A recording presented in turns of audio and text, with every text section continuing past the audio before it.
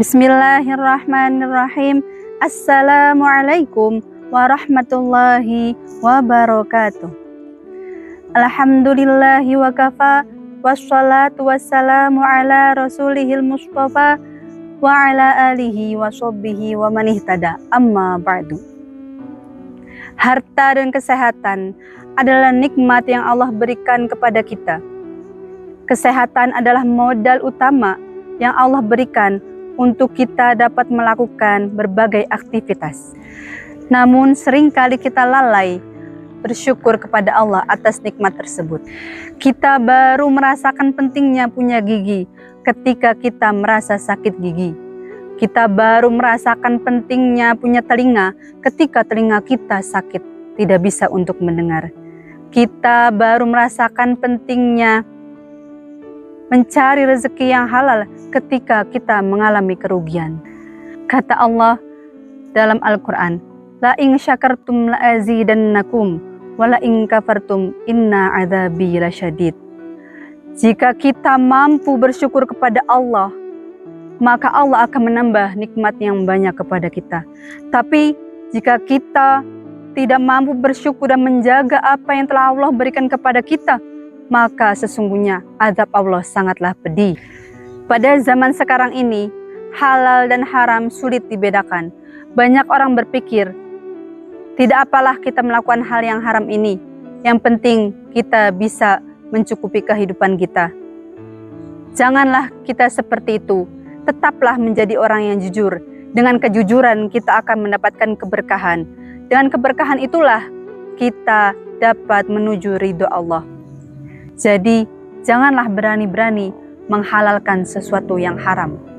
Seseorang yang berbuat kejahatan berarti dia telah berbuat keharaman. Dan seseorang yang mendukung keharaman atau melakukan keharaman, dia adalah orang yang kufur.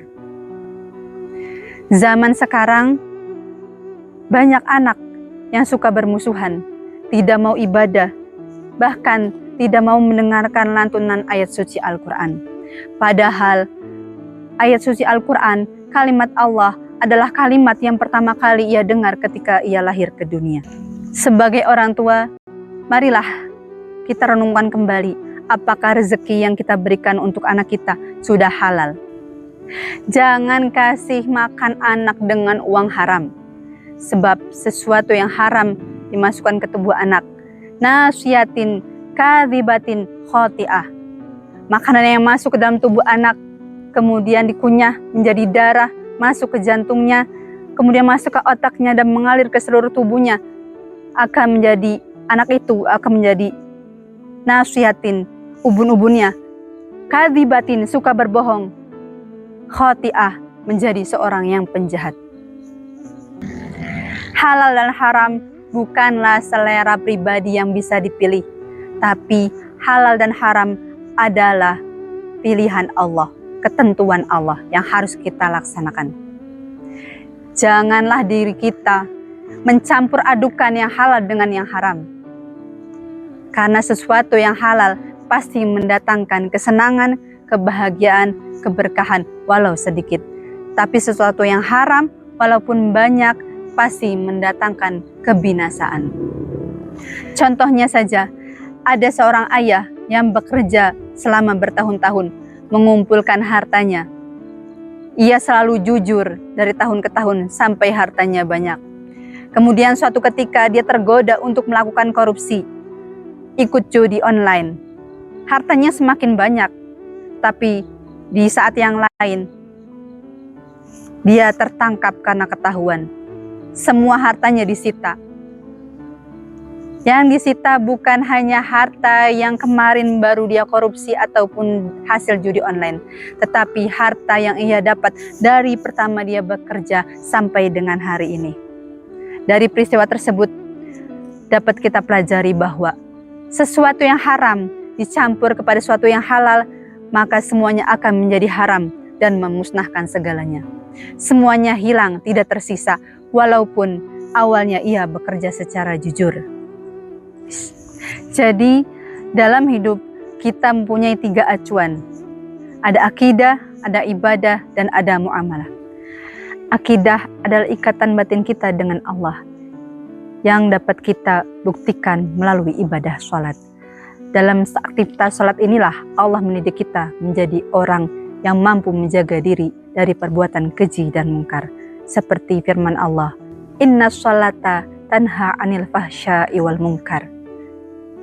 Bahwasannya, jika seseorang sudah benar dalam sholatnya, maka ia juga akan menjadi pribadi yang baik, yang dapat menjaga diri dari perbuatan keji dan mungkar. Saudariku, janganlah kita pernah berpikir untuk mau berbuat curang untuk mendapatkan sesuatu.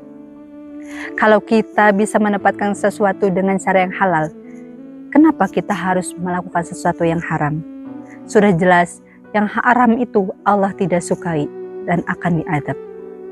Lalu, bagaimana cara kita membentengi diri kita untuk bisa mendapatkan sesuatu yang halal dan menghindari yang haram? Yang pertama adalah kita harus pintar-pintar memilih pertemanan kita.